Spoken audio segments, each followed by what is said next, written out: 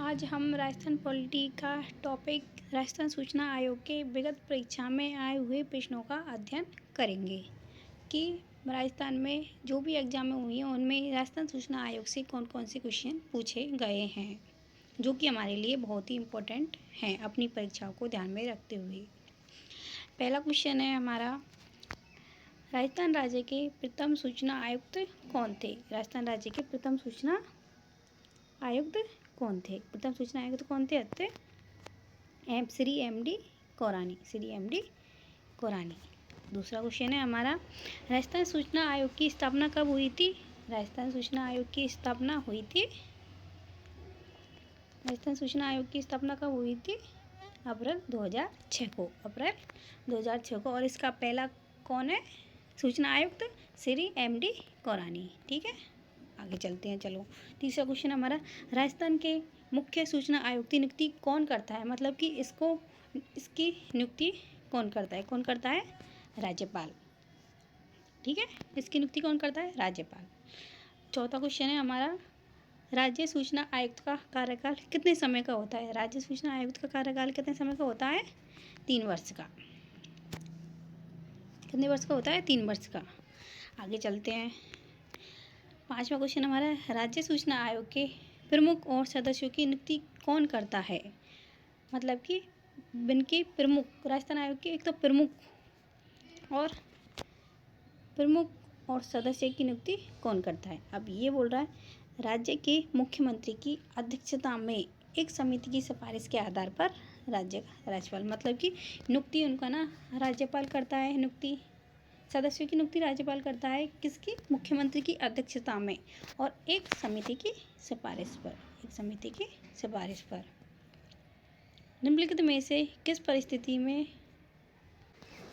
Question number 6 हमारा, निम्नलिखित में से किस परिस्थिति में राज्य प्रमुख और किसी अन्य राज्य सूचना आयुक्त को राज्यपाल द्वारा नहीं हटाया जा सकता? मतलब कि एक प्रमुख स्थिति या फिर अन्य राज्य सूचना आयुक्त को, मतलब किस परिस्थिति में राज्य सूचना आयोग को राज्यपाल द्वारा नहीं हटाया जा सकता? यदि वह ईश्वर को नहीं मानता हो, यदि वह दिवालिया हो, जब तो हटाया जा सकता है।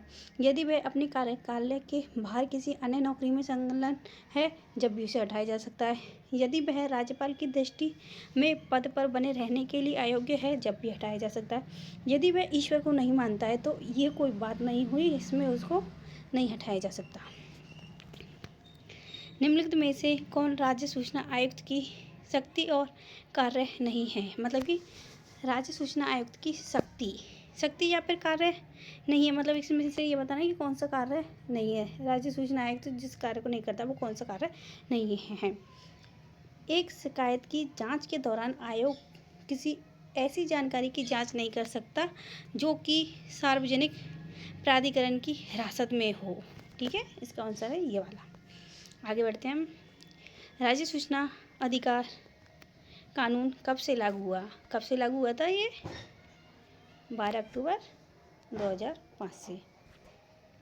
ठीक है, अगला क्वेश्चन है, राजस्थान में सूचना का अधिकार प्राप्त करने के लिए आंदोलन की शुरुआत किस स्थान से हुई थी? किस स्थान से हुई थी? हमारी ब्यावर से। ठीक है, अगला क्वेश्चन है 10वां, सूचना के अधिकार के तहत कोई सूचना प्राप्त करने हेतु आवेदन करने का शुल्क है। मतलब कि सूचना के अधिकार के तहत कोई सूचना प्राप्त करने हेतु आवेदन करने का शुल्क है। कितने रुपए का शुल्क लिया जाता है? 10 रुपये का। ठीक है, आगे बढ़ो। सूचना के अधिकार अधिनियम के तहत अंतिम अपील कहाँ की जा सकती है? मतलब सूचना के अधिकार अधिनियम के तहत अंतिम अपील कहाँ की जा सकती है? राज्य सूचना आयोग को। जन सूचना पोर्टल द्वारा द्वितीय चरण कब शुरू किया गया था? द्वितीय चरण कब शुरू किया गया? 13 सितंबर 2019 को।